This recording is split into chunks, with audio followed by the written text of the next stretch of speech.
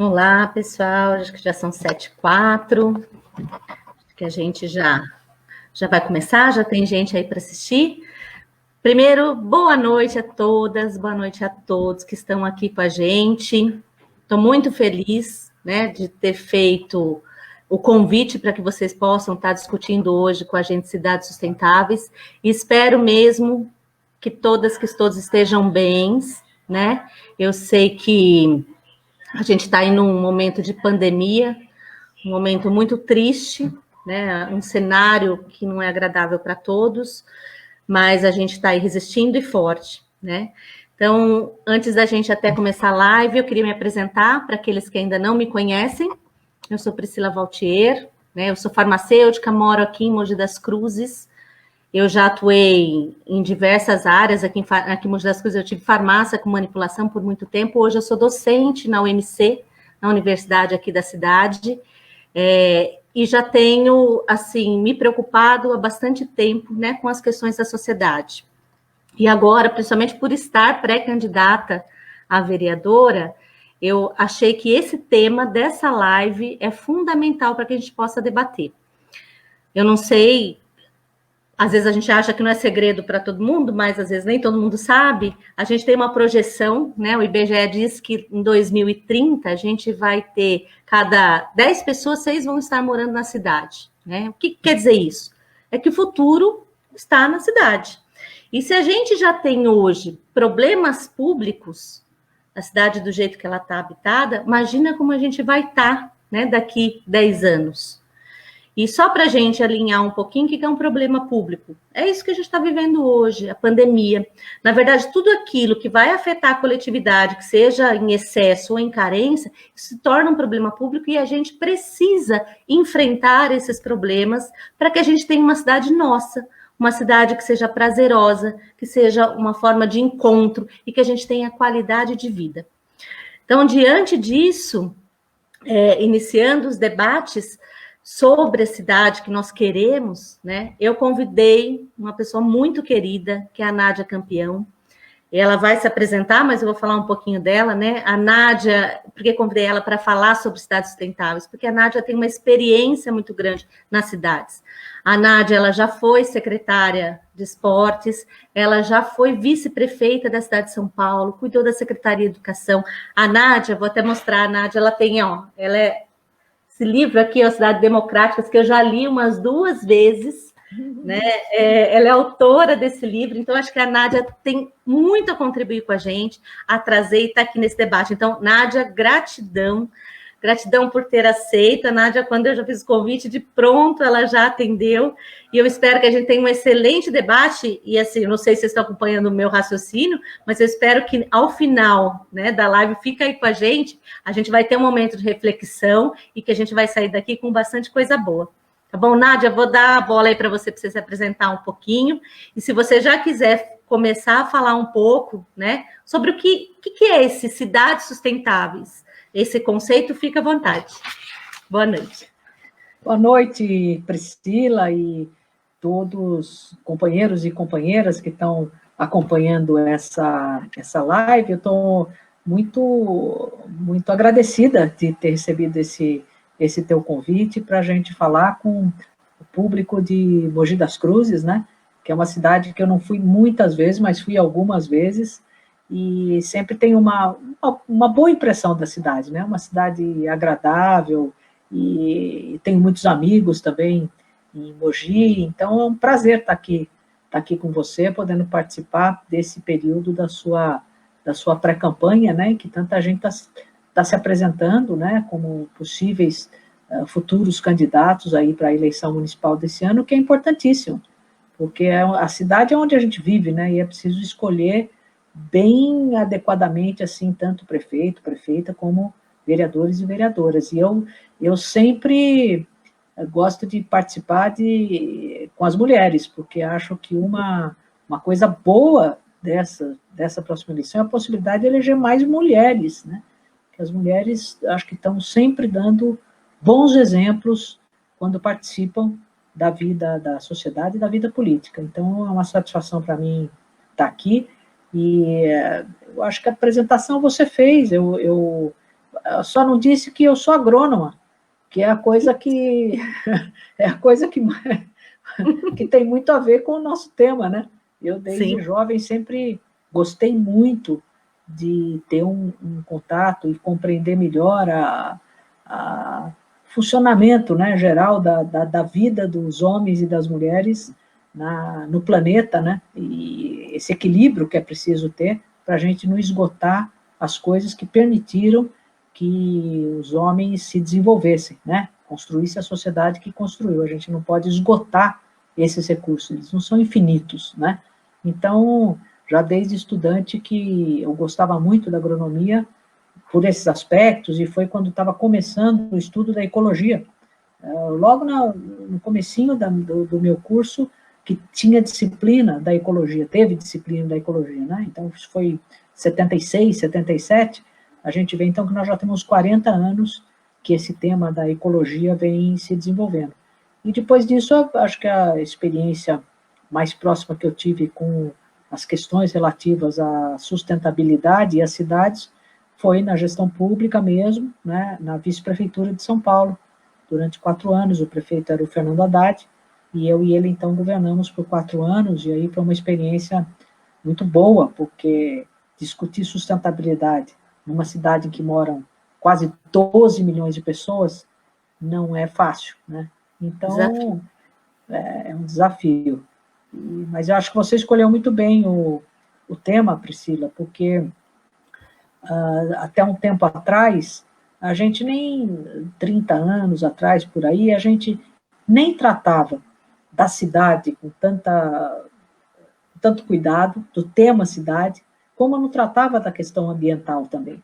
E muito menos uma coisa relacionada com outra, meio ambiente e cidades, né? Isso parecia, quando você falava na questão ecologia, na questão meio ambiente, você estava falando só dos recursos naturais, das áreas de proteção, da Amazônia, do Pantanal, da Mata Atlântica, né, da proteção aos animais.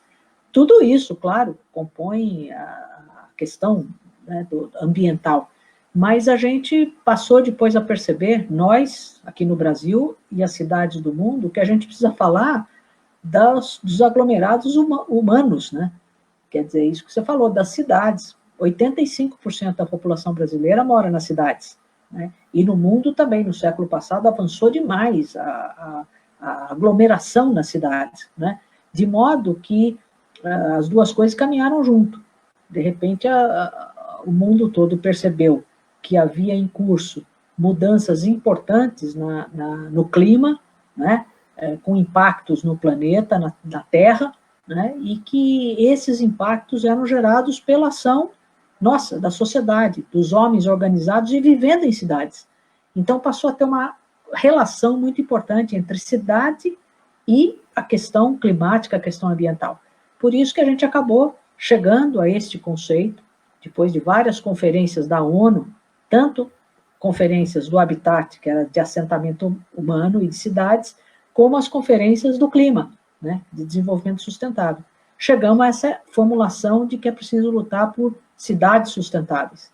Então, a partir daí, essa questão das cidades sustentáveis, ela comparece no debate praticamente em todos os momentos, né, e principalmente nos momentos eleitorais. Isso. Deixa eu até já falar uma boa noite, que tem bastante gente aí dando boa noite. Minha amiga Márcia, professor Douglas, professora Kátia, muito obrigada, é muito bom ver vocês, a Elaine, e o pessoal acho que está chegando aí, e o nosso debate está começando. Chega e pode ficar, como eu já prometi, fica aí com a gente, que até o final a gente vai fazer um bom debate. Você tocou num assunto importante, né, Nádia? Porque, assim, eu lembro que desde a década de 90, quando a gente começa, principalmente aqui, né, na Eco 92, a gente falar da questão ambiental, a gente tinha muita separação, né? E a gente não tinha essa ideia, talvez ainda muitas pessoas não tenham, de que a gente é um ser humano que faz parte do meio ambiente, né? E se a gente não tiver essa consciência de que a gente faz parte desse ambiente, a gente não consegue pensar nesse conceito da cidade sustentável, que vai ter aí um tripé. Não tem um tripé? Fala um pouquinho para a gente aí dos 3 principais pontos, né? Como é que a gente tem que se ver dentro desse processo? Olha, acho que o debate evoluiu muito, né? Como eu falei no início. Quer dizer, a gente se perceber como parte, né, de tudo que acontece no nosso planeta, né? E que tudo que a gente faz na economia, no nosso padrão social, no nosso padrão de vida, né, no nosso padrão de locomoção, enfim, de consumo, né, tudo isso tem um impacto, está tendo um impacto na natureza, na medida em que a humanidade cresceu muito, evoluiu muito e se aglomerou nas cidades de uma forma, muitas vezes, sem muita consciência e sem muito planejamento de onde isso iria chegar. E acho que durante muito tempo a sociedade olhou os recursos que nós temos disponíveis como coisas infinitas. Quer dizer, isso aqui nunca será uma barreira para que a gente continue a prosperar, né, a se desenvolver. E a gente chegou num ponto, né, que começa a ter uma consciência forte de que não é assim. Quer dizer, tem sinais muito fortes de esgotamento de recursos importantes, né? Ou pelo menos nós podemos dizer, em alguns acendeu a luz vermelha, mas em muitos acendeu a luz amarela, né? Então a gente passou a ver que no conjunto do planeta manter as nossas áreas verdes, as nossas florestas, as nossas águas, rios, oceanos despoluídos, né? O ar com qualidade para que as pessoas possam respirar um ar mais puro, né? Quer dizer, uma série de coisas de padrão de vida que precisam ser levadas em conta. De modo que hoje, quando a gente fala de cidade sustentável, a gente tem que pensar no seu desenvolvimento ambientalmente sustentável, então, claro, as questões ambientais, mas também as questões de desenvolvimento econômico, um desenvolvimento econômico que seja solidário, nós podemos dizer, né? Que pense como que toda a sociedade está se beneficiando do desenvolvimento econômico e levar em conta a inclusão social, o problema social. Quer dizer, também aí as coisas têm a ver. De modo que a gente hoje compreende o problema da sustentabilidade integrando essas questões todas. Eu sempre dou um exemplo que para mim incomodava muito aqui na nossa gestão em São Paulo, né? Que era o número de pessoas, de famílias que moram em São Paulo na região do manancial, dos mananciais, né? Na região da Billings, da Guarapiranga, né? Que são reservas fantásticas que a cidade tem, não só a cidade de São Paulo, mas toda essa região metropolitana, né? A Mata Atlântica, reservas importantes que a gente tem, e cada vez mais, Priscila, as pessoas, por falta de condições de sobrevivência, né, de não ter um salário digno, de não ter um trabalho bem remunerado, de não ter acesso à moradia, vão ocupando as áreas de manancial, né? Então, você vê que é um drama, porque nós precisamos preservar o manancial, né? Precisaríamos tirar essas pessoas de lá, mas o poder público nem sempre apresenta soluções para as pessoas saírem de lá para uma moradia digna. Então, você tem a confluência de um problema ambiental com um problema social muito forte. E quando você vai olhar por trás, o que está por trás? Está por trás um desenvolvimento econômico que não leva em conta que as pessoas precisam ter moradia. Quer dizer, a especulação imobiliária, né, ela é determinante nas cidades, né, e simplesmente você tem um monte de imóveis desocupados para alugar, que poderia receber essas pessoas todas, mas as pessoas não têm salário para pagar um aluguel e morar numa outra situação. Então, você vê que se a gente não encarar as coisas de forma integrada, a gente não consegue resolver um problema, que é o problema que nós queremos resolver, preservar as áreas que precisam ser protegidas e preservadas.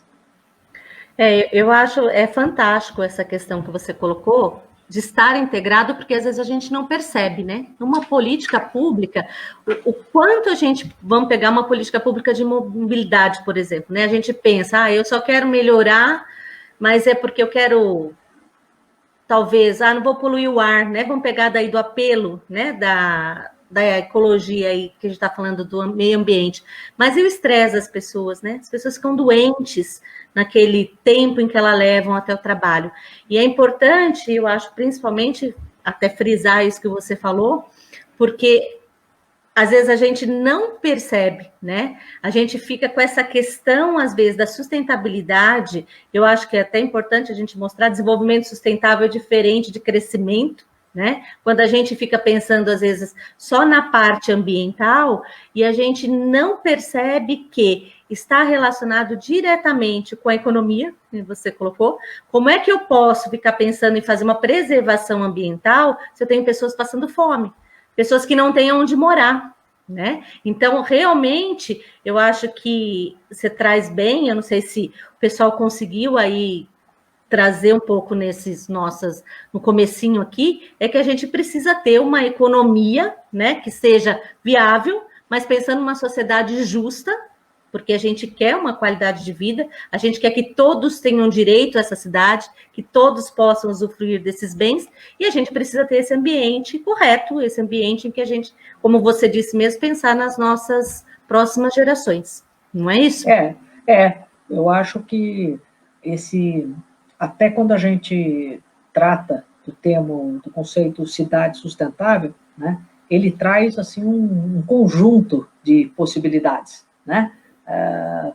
E ele sempre se relaciona com outros conceitos que a gente pode acoplar, né? A gente fala sempre também em cidades mais humanas, que também tem uma interface com isso, né? Quer dizer, que leva em conta muito a questão social, a questão da igualdade de oportunidades, né? Quer dizer, é muito difícil você tratar da questão ambiental de forma adequada com uma profunda desigualdade social, né? Porque a desigualdade vem justamente das pessoas não terem acesso a coisas básicas. Se você não tem acesso ao saneamento básico, à água, o direito à água, que deveria ser um direito universal, não é isso? Como é que você enfrenta o problema da saúde pública? E saúde pública é uma questão ambiental importante, né? E, ao mesmo tempo, se as pessoas não têm acesso pleno a uma educação de qualidade, onde que também elas vão aprender esses conceitos, né? Da importância dos recursos naturais, de como fazer, quer dizer, desde pequenininho, né? Então, eu acho que tem cidades mais humanas, cidades sustentáveis, a gente tem trazido também o tema da cidade democrática, né? Que também compõe isso, porque essa tarefa de proteger, de desenvolver a cidade de forma sustentável, de pensar no presente e no futuro, né? Isso faz parte da nossa cidadania. Quer dizer, isso não pode ser feito sem a participação de cada um de nós. Claro que o poder público é fundamental. Se tem um gestor, por exemplo, como é o presidente da República atual, né? E o ministro dele do meio ambiente, que só jogam contra, aí realmente fica muito difícil, que acha que não tem desmatamento, que as queimadas da Amazônia são coisa natural, que os garimpeiros podem, né, que o garimpo pode atuar em todas as áreas da Amazônia, e outras coisas, né? Então, eu não estou falando desses, estou dizendo de gente que quer fazer alguma coisa. Então, o poder público é importantíssimo, mas a cidadania também as pessoas, a população. Quer dizer, como é que nós vamos fazer sem que as pessoas participem, sem que elas tenham essa consciência, sem que tenha educação ambiental, né? Ou, por exemplo, coleta seletiva, coleta de resíduos sólidos. Você não promove coleta seletiva se as pessoas não fizerem a sua parte dentro da sua casa, né? Então, não tem como. Você diminuir a pressão, por exemplo, que as cidades têm com grande circulação de veículos. Ora, se o gestor público, o prefeito ou o governador, se eles não promovem o transporte público da cidade, e se as pessoas também não adotam a prática de deixar o carro em casa e usar o transporte público, ou às vezes usar um transporte alternativo, caminhada quando é um trecho mais curto, usar uma ciclovia quando isso é possível, né? Para quê? Tudo isso gera menos trânsito, isso melhora a qualidade do ar. Então, são atitudes também de cidadania que é preciso a gente levar em conta. Por isso também a ideia da cidade democrática, né? Então, tem um conjugado aí, cidade democrática, cidade mais humana, cidade sustentável, que é o nosso, vamos dizer, a gente deve lutar por isso, entendeu, Priscila? Por agora, porque nós estamos vivendo aqui agora, não é isso? Como a pandemia está nos mostrando, né? A pandemia tem trágica na vida das pessoas, mas, contraditoriamente, ela está alertando, a situação está mostrando de que, opa, dá para ser diferente do que nós fazíamos. Será que a gente precisa se aglomerar tanto como a gente fazia? Será que o padrão de consumo nosso estava razoável?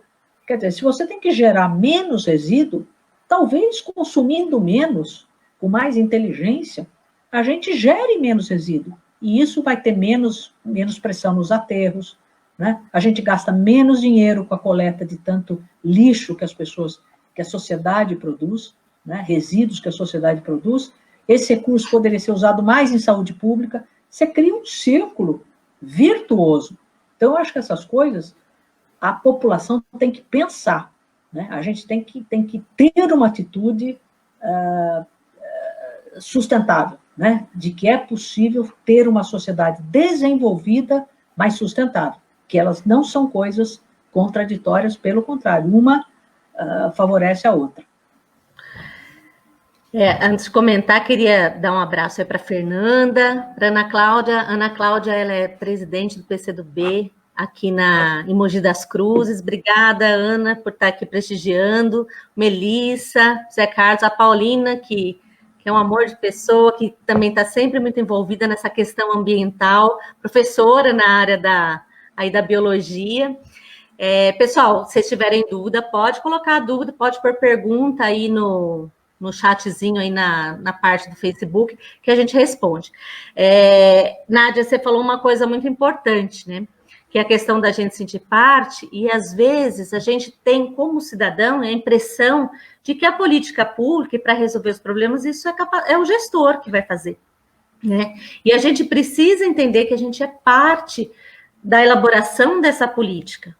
Somos parte, né, de que ela se concretize, por mais que ela exista, né? Eu acho que isso é muito importante que a gente saiba e que a gente comece cada vez mais a perceber a importância da gente estar de uma forma ativa contribuindo para a cidade.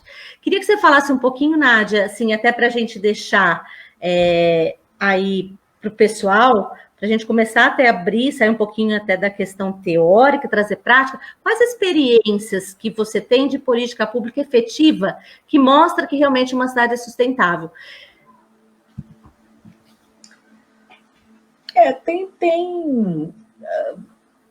Tem muitas coisas acontecendo nas cidades brasileiras que vão nesse sentido.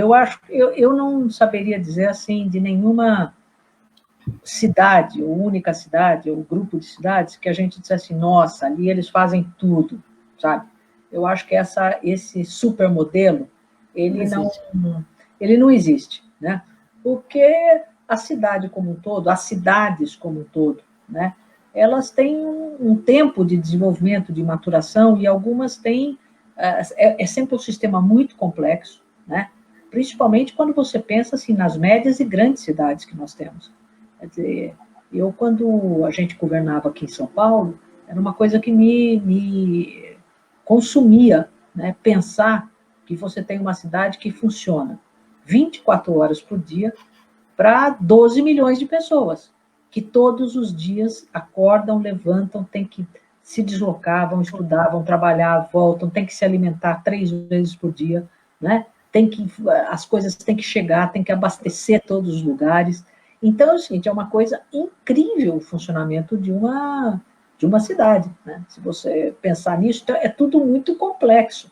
Cada coisinha que você mexe, ela tem impacto nas outras. E para você colocar uma política pública em prática, não é fácil. Quer dizer, uma coisa é a elaboração da política pública, né? E, nesse caso, o Brasil tem muitas políticas públicas boas, todas elaboradas antes do governo Bolsonaro, e todas elas, o Bolsonaro querendo desconstruir, né? O que é um problemão para nós, né? Para todo mundo. Mas nós construímos políticas muito boas, planos diretores, política nacional de meio ambiente, política de recursos hídricos, né? A política de resíduos sólidos. Então, na área ambiental, nós temos um conjunto, os licenciamentos, conjunto de políticas públicas que devem ser elaboradas democraticamente, ouvindo a sociedade, os movimentos organizados, ouvindo as universidades, né? É assim que a gente formulou políticas públicas. Agora, tendo essas políticas públicas formuladas, tem o problema da execução. Quem executa a política pública é o Poder Executivo, sobretudo, né? Prefeitos, governadores e presidentes, secretários, ministros. Então, aí vem a parte que eu acho que é a responsabilidade principal, claro. Por isso, a responsabilidade agora na eleição municipal com a eleição de prefeitos e vereadores, porque são os que vão executar políticas públicas, né? Agora, procurando sempre contar com a participação da sociedade. Então, eu vejo que nas diversas cidades, prefeitos mais comprometidos com esses conceitos, eles procuram avançar mais, né? Nunca vai ser suficiente, porque a gente tem um programa de trabalho quase infinito nessa área da questão do equilíbrio, né, ambiental. Acho que a humanidade vai demorar um tempo ainda, né, para achar este ponto ótimo. Por enquanto, eu acho que nós todos estamos sacando contra o futuro. A sociedade está longe desse equilíbrio. Por isso que não tem nenhuma cidade modelo. Agora, tem cidades assim, que procuraram recuperar os seus rios, nascentes, né, fazem um trabalho focado nisso, evitar a poluição das fontes de fornecimento de água. Outras cidades apertam mais a legislação urbana para exigir que o pessoal mantenha suas áreas verdes, que os novos empreendimentos sejam empreendimentos que já contem, né, com técnicas de sustentabilidade, de energia solar, de coleta da água da chuva, enfim.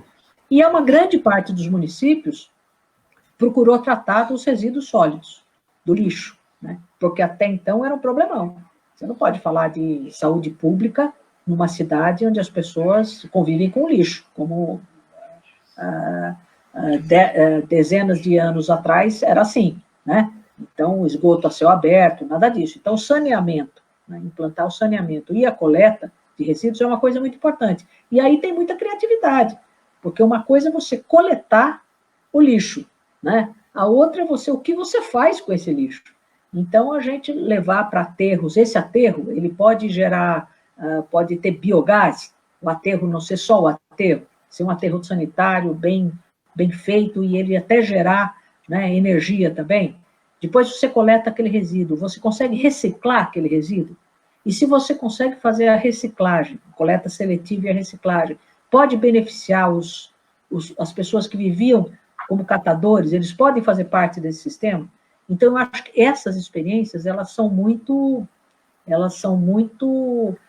importantes nas cidades de hoje. Então, não foge muito dessa questão do saneamento, do tratamento dos resíduos sólidos e da preservação de unidades ambientais. Quer dizer, as cidades que têm litoral, que têm praia, fazem o possível e o impossível para hoje tratar de uma forma mais sustentável essas orlas, né? Impedir que tenham grandes construções na beira das praias. Quando teve a contaminação por óleo, você viu que foi um mutirão no Nordeste para a retirada desse óleo, foi uma coisa até bonita de se ver, como as pessoas se engajaram, o poder público e a população, né, para preservar aquilo que é uma riqueza nossa.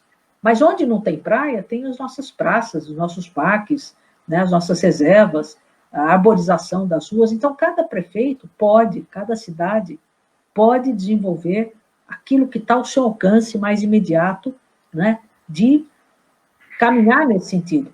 A implantação de ciclovias, uma coisa importantíssima e barata, né, Priscila? É uma coisa que você incentiva as pessoas a usar talvez menos o carro, né, a se exercitar, que é outra parte de uma vida sustentável. As pessoas terem atividade física, né, de forma simples. Então, vamos caminhar, vamos usar a bicicleta, né? Tem muita gente jovem que poderia usar mais bicicleta e menos carro, né? Então, você tem aí uma porção de coisas interessantes. Em São Paulo, teve uma outra baratíssima, e que, por incrível que pareça, não foi nem na nossa gestão, foi numa gestão anterior, que foi a lei da cidade limpa. De repente, São Paulo falou, não, chega, nós não vamos encher mais o visual da cidade de propaganda, de outdoor, que era uma coisa horrorosa. De repente, com a lei da cidade limpa, se retiraram todos os outdoors da cidade, todos os grandes cartazes, todas aquelas faixas. E a cidade de São Paulo, que é uma cidade dura, ficou uma cidade mais amigável, porque você não está contaminado com aquela poluição visual, entende? Na medida que você vai andando para todo lugar, seu cérebro recebendo mensagens de compre isso, compre aquilo, propaganda disso e daquilo. A tal ponto que quando paulistanos saem de São Paulo e já vão para a estrada ou para outras cidades, já se chocam quando começam a ver a propaganda. Parece uma coisa, mas o que é isso mesmo? De outro mundo, entendeu? Então, são coisas até simples, mas que fazem muita diferença na vida das pessoas. É interessante, né, Nádia? Porque toda a política pública, na hora que ela começa, tem a percepção das pessoas, tem as críticas, né? Tem aqueles que não gostam. Mas eu vou conversar com você já sobre mobilidade, que eu quero tratar de um assunto, mas a Fernanda está fazendo uma pergunta, a Fernanda Cursino, tá aí a pergunta dela. Qual o papel das cooperativas no desenvolvimento de uma cidade mais sustentável? Olha, pela experiência de São Paulo, mas pelo que eu acompanho das outras cidades, isso também é muito, muito forte, a gente só tem que agradecer para aquela população, né, das nossas cidades, que são os catadores, né, que durante muito tempo fizeram aquele trabalho, né, que não tem uma remuneração baixíssima, né, sem proteção social nenhuma, andando pelas ruas da cidade, empurrando carrocinha, né, catando papelão, latinha, fazendo, quer dizer, na prática, fazendo um trabalho que muitas vezes o poder público e as pessoas não faziam, né? Quer dizer, quantas pessoas, durante muito tempo, jogam o seu lixo no lugar mais perto que elas, na via pública, não querem saber daquilo dentro de casa. Então, elas não querem saber para onde vai, né? Aqueles descartes em pontos viciados, né? E esses catadores fizeram um trabalho durante muito tempo, muito importante, e ainda fazem. Então, eu acho que na hora que a gente consegue vislumbrar a importância da coleta, né, da coleta seletiva, nada mais justo do que esse trabalho se integrar a esses catadores, beneficiar esses catadores, né? Dar um passo adiante na dignidade do trabalho deles, né? Então, a importância é o seguinte, esses catadores se organizam em cooperativas, o poder público pode ajudar, algumas eles já têm, outras você pode incentivar e ajudar nessa organização, e aí você conecta esta coleta seletiva com o trabalho das cooperativas. Nós fizemos em São Paulo um trabalho que eu julgo assim, uma das coisas que a gente mais se orgulha, né, na nossa gestão, foi que nós construímos 3 usinas de reciclagem do lixo coletado na cidade. Então, tudo aquilo que se faz de coleta seletiva na cidade vai para essas usinas, né? São usinas com maquinário super moderno, é um maquinário francês, usinas que se você entrar, você fica maravilhada, porque entra ali a coleta dos caminhões, né?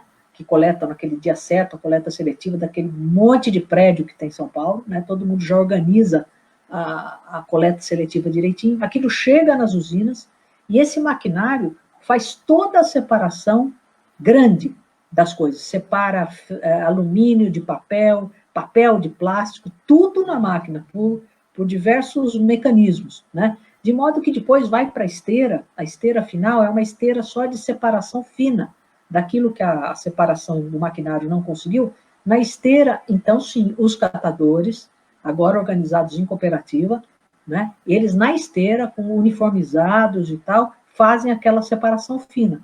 E depois todo esse material já sai, o que é papel sai em fardo de papel, o que é lata sai prensado, né? E assim por diante, o que é plástico sai no fardo de plástico e vai para comercializar.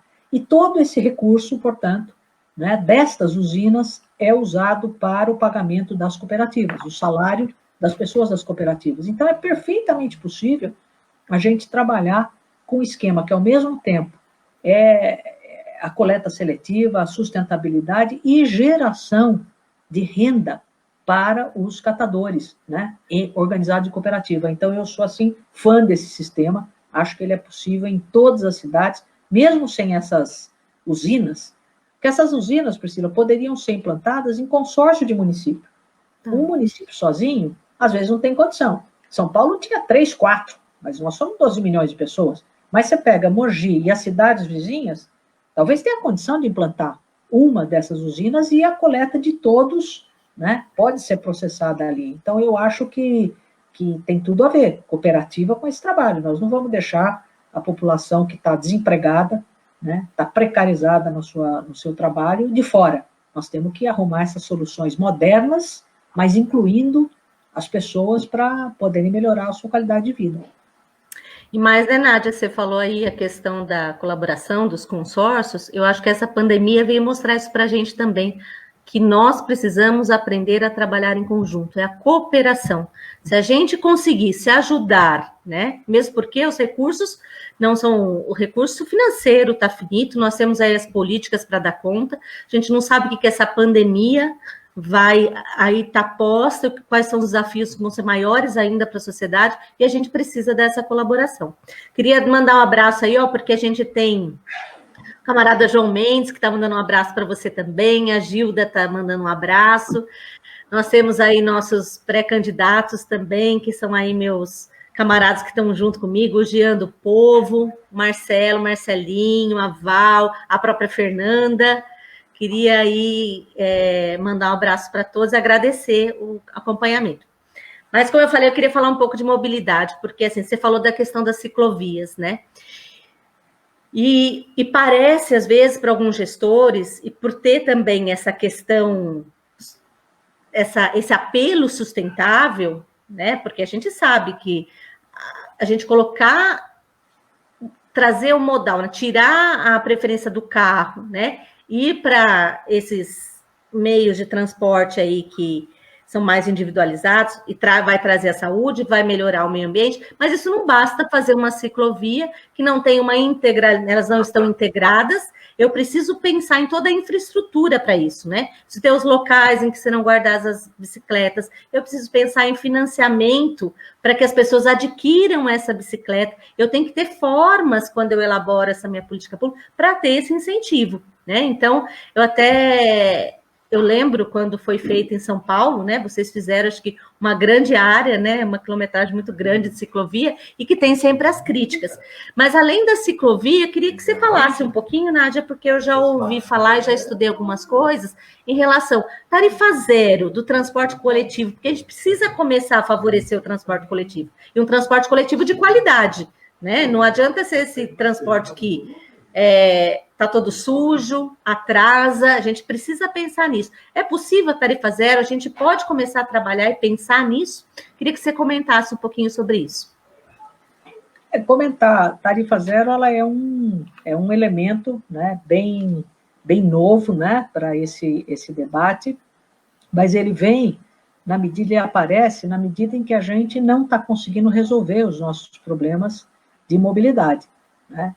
Então, essa é uma preocupação de todas as grandes cidades, né, médias e grandes cidades. As pessoas até têm transporte coletivo, mas a tarifa é cara, né, para você poder usar sempre que precisa, né? O transporte, em geral, não tem boa qualidade, né? Você anda sempre muito lotado, e agora a gente está vendo com a pandemia o problemão que é insuficiente, né?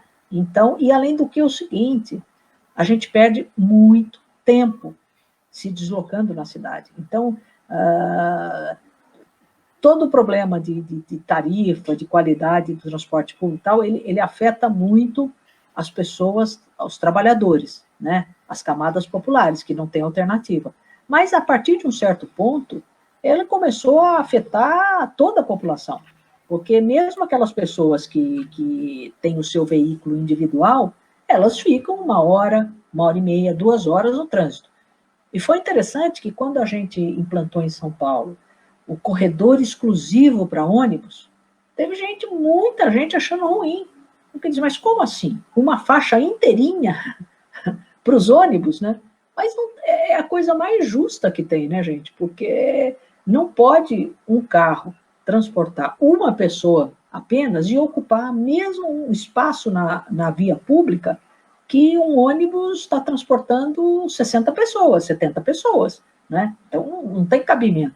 Você vê o quanto está distorcido o problema do transporte no Brasil, nas cidades brasileiras, né? Como é que você tem numa cidade de 12 milhões de habitantes, como São Paulo, 7 milhões de veículos, de carros, né? É evidente que não tem rua que chegue, não tem estacionamento que chegue, não tem viaduto que chegue, né? Então, nós estamos caminhando, a gente está caminhando em direção a um modelo sem sustentabilidade nenhuma, e que consome da nossa vida, às vezes 2, 3, 4 horas por dia, que você poderia estar usando de uma forma muito melhor, para estudar, para se divertir, para descansar, né? Então, quer dizer, eu acho que isso passou a ser um baita problema para as cidades. E nós já temos políticas para isso, né? O nosso Plano Nacional de Mobilidade, ele é muito bom. E ele diz, prioridade para o pedestre. Depois do pedestre, a bicicleta. Depois da bicicleta, o ônibus. Depois a moto e depois o carro. E, na prática, parece que é tudo invertido, né? O último da fila é o pedestre, que nem calçada tem, né? Calçada para você andar. Então, eu acho que quando a gente implanta, por exemplo, a ciclovia, né? Ela, no começo, gera estranheza, porque as pessoas acham que andar de bicicleta era só uma coisa quando criança você fazia para se divertir. E não estão vendo que não, a bicicleta pode ser um meio de transporte para determinados trechos, e ela pode se interligar com outros, né? Agora, é claro, você precisa ter muita ciclovia. É o que as cidades que investiram nisso têm. Não tem problema, você tem muita rua, quer dizer, usa ciclovias para você chegar em todos os lugares, principalmente se é uma cidade plana, né? Se é uma cidade mais plana, é mais fácil de você utilizar. Mas já tem bicicleta elétrica também, que facilita quando tem alguma subidinha, entendeu? E você pode ter os bicicletários e deixa a bicicleta no terminal de integração de ônibus para fazer trechos curtos. Então, eu acho que assim, a ciclovia você tem que implantar, porque se você não implanta ela uma grande área da cidade, a pessoa vai dizer, mas eu não posso sair daqui, eu tenho que parar ali, logo no final do bairro, não consigo chegar no centro. Então, é importante ter a ciclovia segmentada para gerar segurança para o ciclista, né? E impedir os acidentes. Aqui em São Paulo nós conseguimos fazer isso, né? Fizemos muita ciclovia e ainda novas estão sendo feitas agora, de modo que as pessoas conseguem fazer uma circulação maior. E a hora que era uma cidade que o pessoal diz o seguinte, nem pensar, São Paulo com bicicleta, não tem nada a ver. Foi uma briga, mas hoje as pessoas vêm até com naturalidade, né? Então, da bicicleta, a gente pode ir para o transporte coletivo, quer dizer, o problema é o ônibus.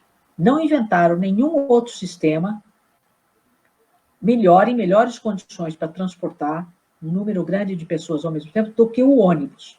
Metrô é importante, trem é importante, mas para algumas regiões, em que você tem uma grande massa de pessoas, né, que justifica o investimento economicamente e tudo. No resto das cidades é ônibus, transporte por ônibus. Então, ter os corredores exclusivos do ônibus, ter regularidade, ter qualidade e tarifa, né? Quanto mais barato o ônibus, mais as pessoas vão usar e abrir mão do transporte individual. Por isso é que entrou a questão da tarifa zero, porque todo mundo compreendeu o seguinte, mas espera aí, eu preciso usar o transporte público, em geral, para cumprir uma questão da economia da cidade, da sobrevivência. Eu me transporto para trabalhar ou para estudar, quer dizer, faz parte, é um direito, como se diz, um direito cidadão. Nós não temos um sistema único de saúde, que as pessoas são atendidas, né, de forma universal, ou pelo menos deveriam todas ser, né, mas uma grande parte é. Bom, o transporte poderia ser também um direito social, né, de modo que ele também entrasse num círculo virtuoso. Se eu tenho um bom transporte e ele é gratuito, as pessoas não vão usar mais porque ele é gratuito, vão usar aquilo que elas precisam usar. Mas olha quanto carro vai deixar de rodar, né? Quanto eu posso economizar com isso. Então, a ideia era a seguinte, é possível financiar todo o sistema de transporte público sem tarifa? Esta pergunta é que hoje técnicos dessa área estão procurando resolver. E você vê que muitas cidades já têm subsídio, né? Em algumas cidades, tudo é pago pela tarifa, mas em outras a gente já tem um grande subsídio. Quando você tem vale transporte, que o empresário paga, é um subsídio. Quando a prefeitura dá gratuidade, né, do passe livre ou do idoso, é um subsídio. Então, a conta que está sendo feita é a seguinte, se eu juntar todos esses subsídios, né, e buscar mais algumas fontes de financiamento, por exemplo, do transporte privado, tá certo? Por exemplo, de alguma coisa relativa à gasolina, e isso constitui o fundo do transporte público, talvez a gente consiga bancar o sistema, né? porque a conta é a seguinte, o quanto o transporte individual financia o transporte público. Porque se você olhar o tanto de investimento que a gente faz em asfalto, em rua pública, em via, em viaduto, em tapar buraco, nessa coisa toda, é tudo um investimento, sobretudo para o transporte individual, tá certo? Então, certo. Quer dizer, como é que ele retorna? Né? Ele poderia retornar, talvez o que se falava era uma parte da tarifa da gasolina, poderia constituir o fundo. E aí nós poderíamos implantar a tarifa zero. Então, acho que hoje, todos os especialistas nessa área já acham que sim, é possível. E a gente tem que começar a fazer conta, estabelecer modelos e começar a praticar em algumas cidades que já existe, inclusive, né, para ver como a coisa funciona, qual é o custo do transporte mesmo, porque com isso você vai saber quanto custa mesmo o transporte, que hoje é uma caixa preta, como se diz, né? Então tem uma série de facilita o controle social, né, Nádia? Facilita o controle social. Tarifa zero hoje é um assunto que deve ser colocado, pode ser, ele não vai ser, vamos dizer, aplicado no dia seguinte de uma eleição no prefeito, mas ele deve ser, procurar este caminho, sabe? Fazer as contas. A gente tem que inovar também na gestão pública, senão a gente fica repetindo as coisas como elas sempre foram, né? E esse é um grande problema. Eu sinto muito, eu faço acompanhamento de pacientes, e as pessoas às vezes não vêm, né, na própria consulta, elas precisam aproveitar, porque elas não têm dinheiro mesmo para o transporte, é isso que elas falam, né? Você pega aquelas mãezinhas que têm as crianças com problemas, deficiência, elas também só têm aquela passagem, às vezes, para aquele momento. Então, uma pauta que a gente deve fazer mesmo. Eu queria tocar num outro assunto, que é bem importante para a nossa região, mas a gente tem aí a pergunta, acho que do Guilherme Andrade, eu vou ler. De que forma podemos tentar conscientizar as massas para colaborarem com práticas sustentáveis no dia a dia, desde as menores, como reciclagem, até a coleta seletiva, que depende não só do indivíduo, mas também da empresa que efetua a coleta? Obrigada, Guilherme. Um beijo. Bom, eu acho que você tem... A gente sempre deve partir pela estímulo à cidadania e à educação ambiental, né? Por isso que tem muita importância esse debate chegar, por exemplo, nas escolas, porque na medida que as crianças já vão tendo, né, na sua formação, a valorização, né, de proteger o meio ambiente, de também jogar o lixo no lugar certo, de fazer a separação, quer dizer, tantas noções, né, de sustentabilidade que pode fazer parte do currículo escolar de forma natural. Eu acho que a gente deve começar embaixo, entendeu? Começar de pequeno, das crianças, né? Como, aliás, em muitas coisas, a escola é que abre a possibilidade de você educar uma sociedade, né? Então, por isso a gente valoriza tanto a questão da educação. Mas a educação ambiental, ela deve ir também para todas as outras faixas, né, etárias. Então, acho que o poder público tem essa possibilidade de fazer um programa bem feito de educação ambiental, contando com as universidades, com as escolas, com as empresas, né, e transmitir conceitos e práticas que são importantes. O poder público pode agir de forma muito ativa nisso, né? Por exemplo, às vezes tem os caminhões de lixo que circulam na cidade, eles podem levar uma mensagem, né, para a coleta seletiva, eles podem distribuir um folhetinho em cada casa, eles já fizeram isso na época da dengue.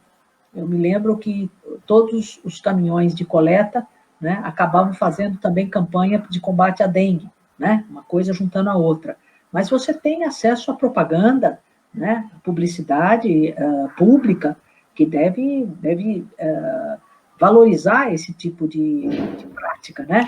Desde a coleta de resíduos, até preservar a sua calçada, até, enfim, todas essas práticas importantes. Agora, não é só a educação ambiental e a publicidade e apelar para a consciência, você precisa também fazer a coisa acontecer, né? Então, teve uma época que, ótimo, era muito importante usar cinto de segurança, esse é um exemplo clássico, né? Todo mundo sabe, preserva a vida, você tem que usar, olha a sua família e tal, mas a coisa pegou mesmo quando disse, gente, mas vai ter uma multa se você se a gente não vê que você está com cinto. Vai ter uma multa se a gente vê que você está usando o celular e dirigindo ao mesmo tempo, porque isso mata outra pessoa.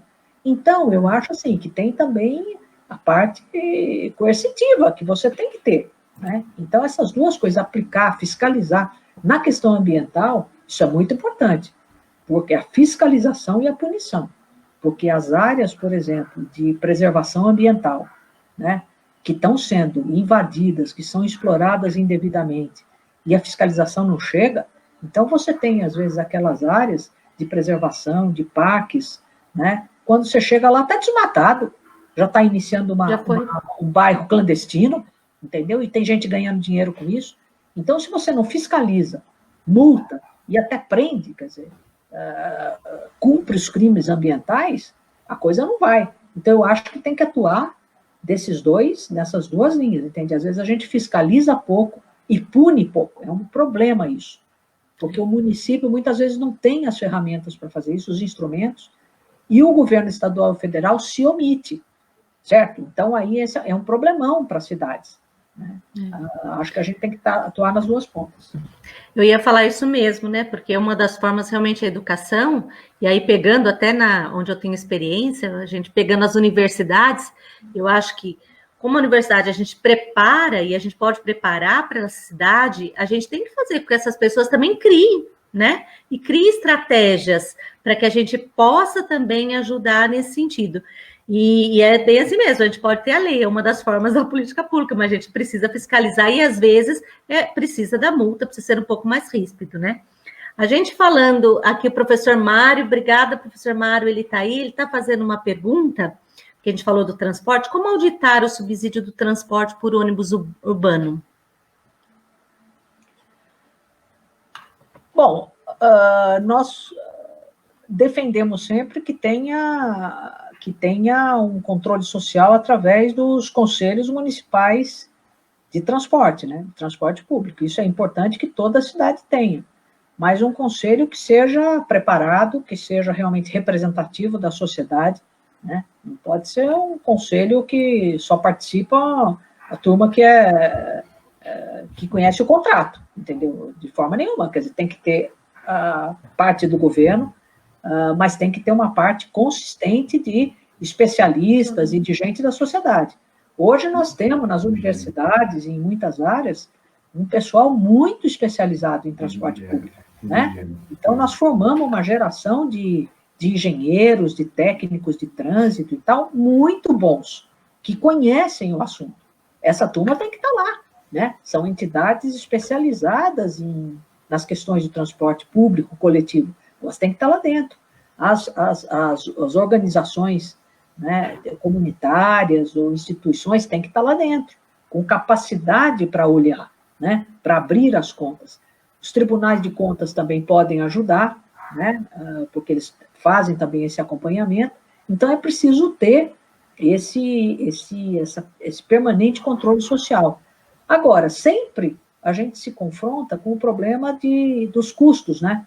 Dos contratos e do custo de operação do sistema, que sempre essas informações são dadas pelas empresas, entende? Na medida que a gente não tem mais empresas públicas de transporte coletivo, como o Brasil chegou a ter muitas, você perde a possibilidade de você saber qual é o custo mesmo. Está certo o que eles estão falando? Quer dizer, o custo do transporte por passageiro ou por quilômetro, é isso aí mesmo? Né? As contas são essas, né? Então, a gente sempre acha que é bom ter uma parte do transporte nas mãos de algum tipo de empresa pública. Você não precisa ter todo o sistema operado por empresas públicas, como já foi, também não é impossível que tenha, né? Mas pelo menos uma parte do sistema, você ter, essa empresa ela consegue fazer o controle, entendeu? Dos valores de operação. Você vai falar, não, mas aqui a operação está dando tanto, por que não? No contrato eu tenho que pagar diferente disso. Então, acho que uma outra forma de exercer esse controle social, né, é a gente ter mecanismos próprios, né, o poder público ter mecanismos próprios de aferição. E o Conselho Municipal é indispensável, né, para que ele exija entender as contas, o sistema, possa opinar. Né? Então, acho que são esses os mecanismos que a gente tem hoje à disposição. E para isso a gente precisa investir na formação desses conselheiros, né, Nádia? Uma das coisas que você falou, tem que ter uma representatividade, né? Por exemplo, aqui em Mogi, a gente tem um projeto, acho que de 60 quilômetros de ciclovia, que está para ser feito, esperando financiamento, e as entidades que representam essas pessoas que realmente andam de bicicleta, elas precisam estar ali, né? Porque elas precisam opinar, são elas que vivem isso, que têm, vamos dizer assim, propriedade para tudo isso. Então, a gente precisa ter um conselho que seja representativo, mas também precisa ter um investimento público na formação desses conselheiros. Ele precisa saber o que ele está ali, como é que ele verifica uma conta pública, porque às vezes a gente percebe muito isso no controle social, né? A gente tem lá pessoas que às vezes não sabem nem por que estão, né? E traz e vão levando, às vezes, no clientelismo, e isso prejudica muito a cidade. Então, como você falou, se a gente tiver mecanismos e a gente tiver pessoas preparadas, a gente, talvez, né, a questão da caixa preta é o que você falou, é muito difícil, né? Se tiver um sistema que tem um fundo ali mais fácil se cobrar, mas a gente precisa investir nisso, né? Eu queria tocar no assunto porque, assim, nós estamos aqui numa região em que a gente tem cinturão verde, né? E a gente tem um problema muito grave que a gente viu que neste governo se acentuou. Nós tivemos um debate que eu participei bastante, que é um debate que me interessa muito, que é a questão dos agrotóxicos, né? Porque nós estamos falando de saúde. Então, hoje a gente percebe que nós temos nossas águas contaminadas, os alimentos, a gente tem um problema muito grave no Brasil, que os limites de agrotóxicos permitidos aqui é muito maior do que qualquer outro país, né? A gente percebe que as doenças que nós estamos tendo, então a gente tem os alimentos contaminados. A gente pode, né, Nádia, deve ter modelos aí de políticas públicas em que a gente possa mudar essa história, conscientizar, que a gente possa cuidar desse trabalhador rural, né? A gente até saber, porque a gente não sabe hoje quantos estão contaminados ou não estão, né? A gente pode saber dessa realidade, ter políticas para mudar essa situação, mudar a questão, né, do alimento mais saudável, né? Queria que você comentasse um pouquinho sobre isso, que isso é muito importante. Eu tenho, assim, uma preocupação muito séria com tudo isso, e a gente não pode, se a gente quer uma cidade sustentável, uma cidade para todos, a gente não pode deixar só aquela pessoa que pode pagar por um alimento mais saudável, que tenha acesso a ele. A gente precisa democratizar tudo isso também, não é? Não tem dúvida nenhuma. Acho que essa frente, né, de luta e de desenvolvimento sustentável, que diz respeito à produção de alimentos e da nossa agricultura, é uma questão chave, né? E ela não é só importante para o Brasil, ela tem que ser importante, lógico, para cada um de nós, porque nós é que consumimos, né, esses alimentos todos, mas isso já é um problema no mundo hoje, né? É tanto assim que o Brasil já vai sendo penalizado no comércio mundial, que nós somos exportadores de alimentos, né? E a gente já está penalizado por conta das posturas hoje do governo federal e do Ministério dito do Meio Ambiente, né? Que não tem um ministro digno desse nome, né? Mas hoje tem muitos países do mundo que dizem, olha, posso não comprar mais as coisas produzidas no Brasil. E aí pesou no bolso, né, do agronegócio para sentir que é o seguinte, ó, tem que mudar esse padrão. Então, esses próprios grandes produtores de alimentos, né, já estão também, de certa forma, percebendo que ou eles avançam para uma agricultura, né, sustentável, ou vai ficar difícil. Portanto, acho que veja bem, é onde a consciência ambiental e da população, né, e da sociedade, de que ela tem direito a consumir uma coisa que seja boa para a sua saúde, é que pressiona também quem produz de modificar suas práticas e até diminuir a sua margem de lucro para ter um produto melhor. Tá certo? Quer dizer, então, porque gente que tem na agricultura só a sua lucratividade, o seu capital, ele quer saber ampliar sua margem de lucro. Então, se o agrotóxico que ele põe, né, faz com que ele vá consiga um produto aparentemente mais vistoso, que dure mais tempo, isso e aquilo, ele faz isso, ele não vai usar um outro método. Mas acho que o mercado, né, na medida que ele vai exigindo, vai tendo uma exigência de um padrão de qualidade mais elevado, ele provoca mudanças na indústria, né, no agronegócio, ele produz essa mudança. Agora, nós já estamos sabendo que muitos problemas que a gente tem de saúde pública, vêm da alimentação ultraprocessada, industrializada, onde você tem uma porção de aditivos, né? Não são nem só o agrotóxico na origem, mas são aditivos que você põe de estabilizante, conservante, mais não sei o quê, e teor de sódio, isso e aquilo. Então, tudo isso tem que fazer parte de uma nova exigência do consumidor, né, para consumir coisas de maior qualidade. Então, aqui a gente já vê que já está aumentando bastante a procura por produtos orgânicos, e quanto mais tiver a procura, mais gente vai produzir e cai o preço. Vai ter uma hora que mesmo os grandes produtores vão produzir produto orgânico. Então, a sociedade precisa pressionar. Eu acredito, Priscila, que, claro, acho que as universidades têm um papel enorme, e os institutos, né, de mostrar que esse é o caminho, que é possível fazer e fazer bem, mas eu acho que a sociedade, nesse caso, tem um papel enorme. Dizer, não, nós queremos uma coisa melhor, né, e mais barata, mas boa.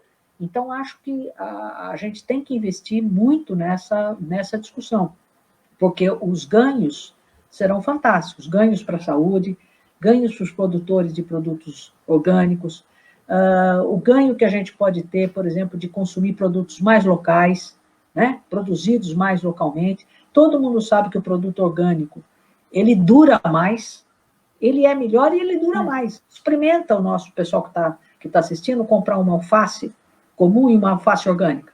Põe na geladeira e vê quanto tempo você consegue utilizar uma e quanto você joga da outra. Então, também é uma questão de as pessoas verem que, às vezes, uma coisa, mesmo que custe um pouco mais, mas o benefício que ela traz é muito maior e, na prática, acaba saindo até mais vantajoso.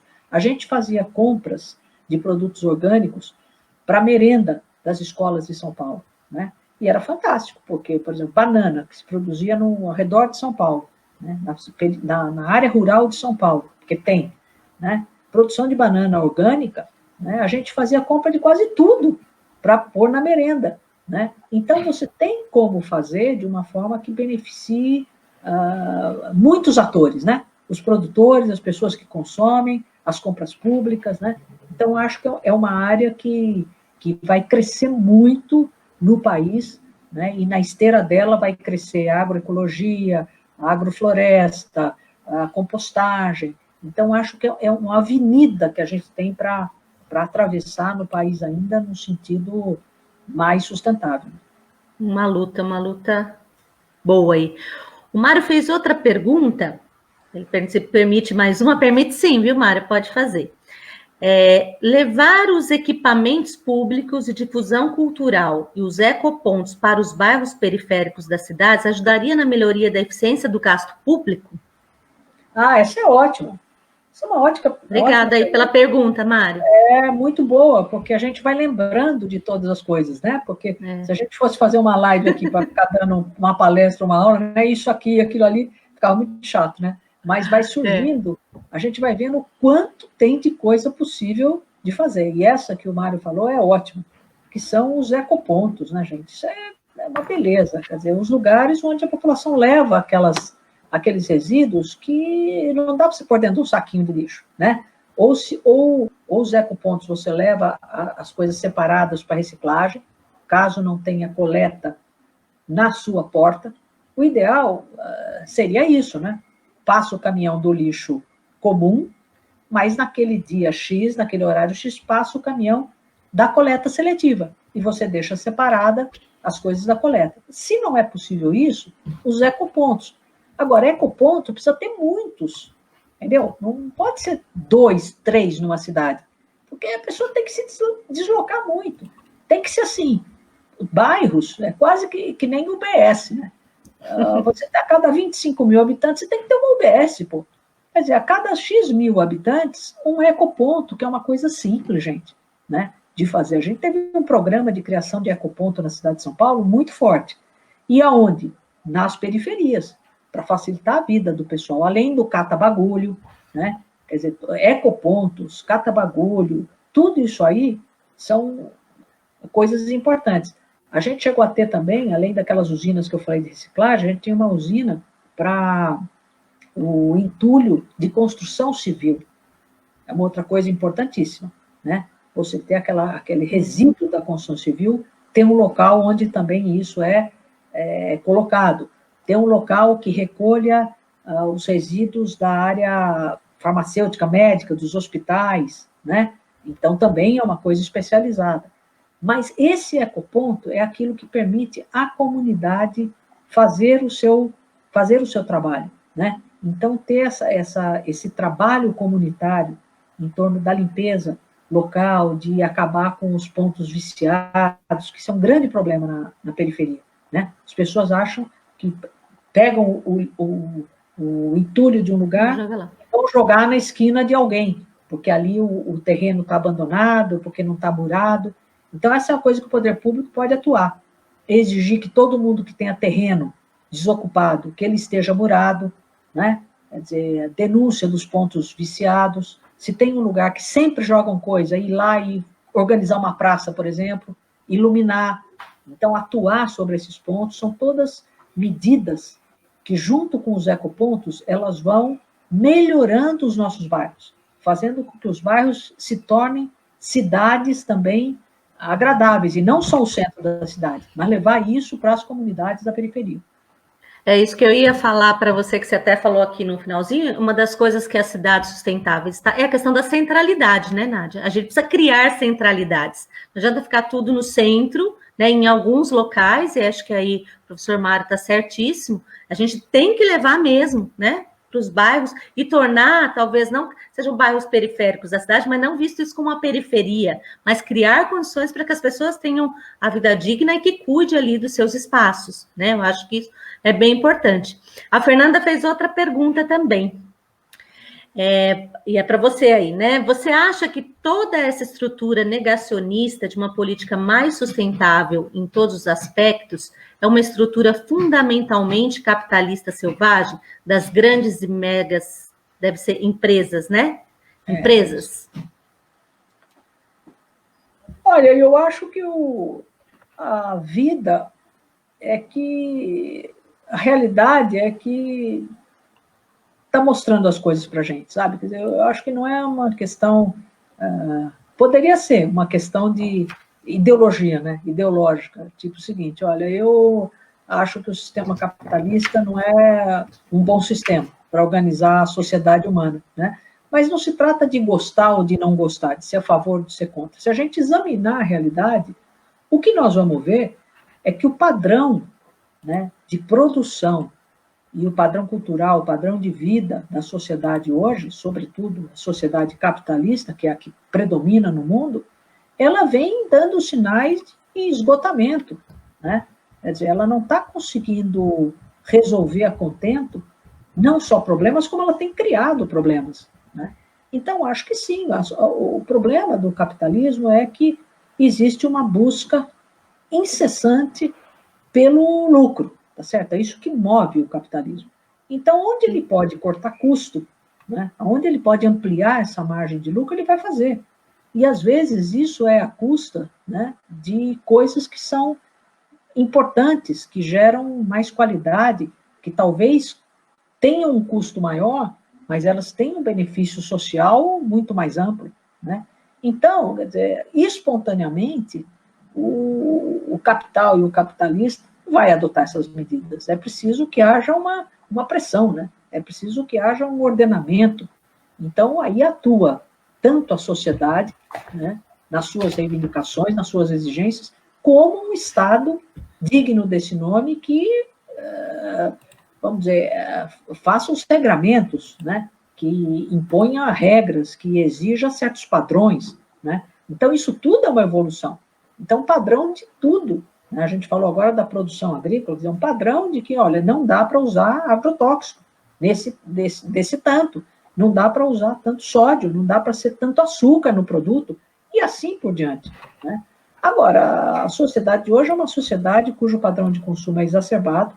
Isso está ficando mais claro agora na pandemia, né? As pessoas falaram, puxa vida, como é que eu estou vivendo agora 3 ou 4, 5 meses com tão menos coisa que eu achava que eu precisava, entendeu? Mas é verdade, a gente usa uma coisa e descarta. Por quê? Porque a empresa diz para você o seguinte, primeiro que ela produz um produto para durar pouco. Segundo, ela diz, não, aqui tem um modelo novo, troca esse por um modelo novo. Às vezes a mudança é ínfima, e as pessoas gastam o salário que não tem, né, jogam fora aquele produto, um celular, seja lá o que seja, para ter o da última moda. Então, é lógico que tem uma lógica do consumo e da produção capitalista que hoje joga contra uma sociedade sustentável, um desenvolvimento sustentável. Eu acho que uma coisa não está desconectada da outra, né? É preciso que a gente tome consciência disso, e se esse sistema ainda é o sistema que vai predominar, a gente acha que as sociedades deveriam pensar em outros modelos, né?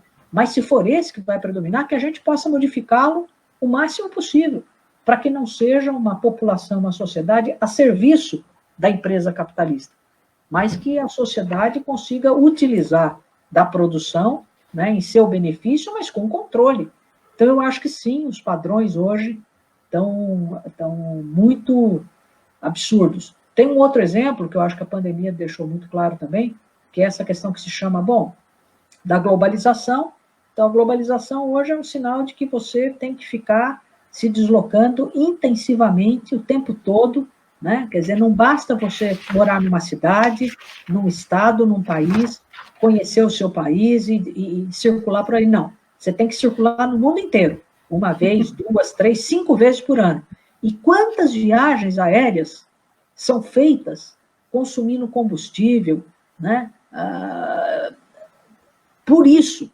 E quantas cidades belíssimas do mundo, em todo o mundo, ficam aglomerados de gente, pressionando. O pessoal de Barcelona, né, acho que o prefeito de Barcelona deu uma declaração nessa pandemia, ela disse, olha, a gente descobriu a cidade. As pessoas que moram em Barcelona começaram a usufruir da sua cidade, porque elas não conseguiam mais. Tinha tanto turista, que as pessoas não conseguiam mais ver a sua cidade. Roma é a mesma coisa, e outras. Então é o seguinte, gente, tem alguma coisa errada, né, nesse sistema geral. E acho que a gente tem que ter uma consciência crítica disso, para que as coisas se transformem, se modifiquem. Senão a gente vai de degrau para baixo para degrau para baixo. Não existe uma certeza de que a humanidade só caminhe num sentido elevado. Não, ela pode caminhar no sentido da barbárie, né, vamos dizer assim, que eu espero que não seja o nosso. Nós vamos lutar muito num destino diferente. Essa live é toda dedicada a isso, né, Priscila? E olha que você está falando aí, eu acho que essa pandemia tem mostrado para a gente a importância da nossa cidade, a importância de um parque para que a gente possa se reunir, da rua para que a gente possa ir ali e sentir mesmo que é um ambiente nosso, né? Eu acho que você falou aí de Barcelona, mas é isso mesmo. Eu acho que a gente vai cada vez mais valorizando e entendendo por que eu preciso pensar na cidade que eu quero e lutar por ela. Exatamente. Eu acho que eu vou deixar até você comentar um pouquinho, mas a gente já está aí com 1h17 de live, né? E a gente daqui a pouco já vai para as considerações finais. Eu queria só tocar, porque a Jane chegou a falar e o Mário acabou falando agora aqui, da questão da logística reversa, porque você chegou a falar um pouquinho sobre isso. Isso na área do medicamento, por exemplo, é uma luta que a gente tem, que você falou, né? É muito caro. Aqui em Mogi das Cruzes, por exemplo, a prefeitura ela tem pontos de coleta de medicamentos que estão vencidos ou que as pessoas não vão utilizar, mas a gente sabe o custo que isso tem para a cidade e como o Mário disse aí, parece que a logística não é aceita, né, para os nossos empresários. A gente tem a questão da linha branca, a gente fica no nosso ecoponto ali, não tem quem colete, isso vai acabando indo lá para o aterro. Se você quiser comentar um pouquinho, Nádia, e aí se você quiser fazer já ir para as suas considerações finais, fique à vontade. Logística reversa é um exemplo de política pública absolutamente correta, justa, que o Brasil já tem tudo regulamentado, a Política Nacional de Resíduos Sólidos, tem prazo para as coisas acontecerem, né? e simplesmente tem uma resistência feroz, né, das empresas, dos empresários, de dedicar uma parte dos seus lucros para tratar do assunto, né? Quer dizer, para tratar de resíduos que as mercadorias que eles vendem geram, né? Esse é que é o problema. Então, hoje é o seguinte, a gente vê a prefeitura não produz nada, gente. A prefeitura produz política pública, certo? Não produz lata das coisas que estão no supermercado, não produz móvel, não produz sofá, não produz geladeira, não produz nada disso. Quem produz? Né? Então, quem produz precisa ter responsabilidade. Não produz pneu, né? Quem produz tem que ter responsabilidade pela destinação final daquele produto, né? Isto é muito difícil. Onde eu sei que avançou um pouco mais é justamente nessa reciclagem de embalagens, né? Plásticas, aquilo que era vidro antes virou plástico, em geral de garrafas, né? Que tem ali ainda um controle sobre o produto final, de voltar, né? De retornar a parte de latas e alguns plásticos e tal. Mas, no geral, ainda nós estamos muito distante disso. E é o tipo da matéria em que o poder público tinha que ser mais assertivo. E aí a gente vê que é o problema entre a política e a economia, né? Quer dizer, esses grandes empresários, né?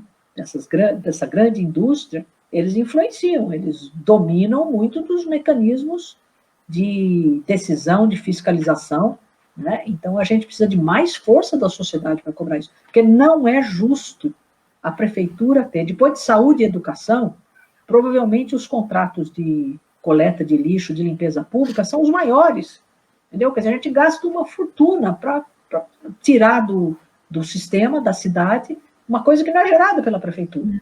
E, às vezes, a prefeitura não pode nem cobrar uma taxa, ela tem até autorização, mas a população reage, né? Então, eu acho que aqui tem um problema grande ainda da logística reversa, nós ainda temos que caminhar muito por aí. E eu queria aproveitar, então, Priscila, já e agradecer muito aqui essa oportunidade, foi ótimo.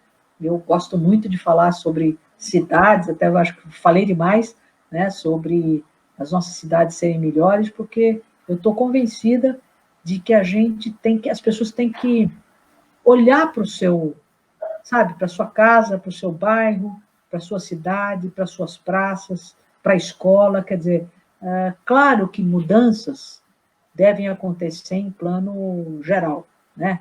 A gente sempre vai estar atrás disso, mas uma mudança importante é a nossa como cidadãos e cidadãs, de passar a olhar as coisas de uma outra hora, de um outro jeito, sermos mais críticos com as coisas que são importantes, né? Participar da comunidade, da vida da comunidade. Eu acho que essa atitude de que, e daí? E eu não tenho nada a ver com isso, está fazendo com que a gente tenha nessa pandemia 66, 70 mil mortos. Será que as pessoas acham o seguinte, enquanto não for alguém, meu amigo, da minha família, não importa? Né? Quer dizer, então, gente, a hora é agora de a gente valorizar, né, a vida comunitária, a nossa cidade, como pode ser melhor, proteger a vida de todo mundo, ter atitude de solidariedade e mostrar para aqueles que não são, sejam pessoas que convivem conosco, seja o presidente da República, seus ministros e outros, de que isto nós não aceitamos mais, de que nós vamos procurar uma sociedade mais desenvolvida, com gente que se importe com as outras pessoas. Eu acho que essas pessoas é que têm que governar as cidades, essas pessoas é que têm que ser vereadoras, essas pessoas é que têm que ser diretores de escola, diretores dos postos de saúde. Nós temos muita gente boa, né? Está aí mostrando o SUS, a dedicação das pessoas, dos profissionais de saúde, né, arriscando vida, e da turma que manteve tudo funcionando, trabalhando, se arriscando para que a gente pudesse fazer o isolamento social. Então, esses valores a gente tem que resgatar para a sociedade e transmiti-los agora na eleição municipal. Acho que é muito importante a gente conseguir passar essa mensagem. Mas muito obrigada, Priscila, foi um prazer estar com vocês e com a turma que nos acompanhou até agora. Perfeito, Nádia. Deixa eu mandar um oi para a Jo. Oi, Jo. Um beijo para você. Obrigada aí por acompanhar. O Mendes perguntou se você falou do seu livro. Eu falei, viu, Mendes, que ela tem um livro, até mostrei aqui, ó. Esse é um assunto importantíssimo e que eu me apaixono. Eu acho que a gente tem que ter cidades democráticas, mas verdadeiramente democráticas, né? E eu queria, assim, eu acho que queria gratidão, Nádia, porque a gente tem que começar a fazer esse assunto fluir, né? É o momento mesmo, né? Até a Josi falar, a hora é agora. A gente precisa se ponderar, né? Desse assunto, de que cidade nós queremos e do poder que nós temos. Eu não sei se os mogianos, todos que estão aqui acompanhando, sabem, mas a gente tem um plano diretor que foi feito agora em 2019, e quando a gente olha ali que é o que ele permite, a gente pode sim caminhar para uma cidade sustentável. Vai depender de nós, né? Cada um com a sua consciência, de realmente, em conjunto, cobrar e ter políticas públicas, porque no papel às vezes é fácil, mas que elas sejam efetivadas e que a gente realmente tenha uma cidade que seja de todos, não é uma parte da sociedade, né? Então, eu acho que o assunto só começa aqui, a gente tem aí um longo ainda período para debate, e eu vou deixar aqui um desafio, né, para todo mundo, uma reflexão. O que eu fiz hoje para ter uma cidade mais sustentável? Né? A Nádia chegou a falar isso, está no nosso padrão, né? No nosso padrão de consumo, no nosso padrão, nas nossas ações. Então, eu acho que todo dia a gente tem que pensar o que eu fiz hoje para a minha cidade ser mais sustentável, para a minha sociedade, né, ter um desenvolvimento sustentável. Agradeço a todos que estão aí, né, aí junto. Eu acho que é um prazer muito grande, a gente vai se encontrar novamente. Nádia, novamente, gratidão. Muita luz para todo mundo, né? E um beijo para todos, né? Ela, nós, todos pela cidade. Obrigada, pessoal. Boa noite. Grande abraço a vocês. Obrigada, um abraço.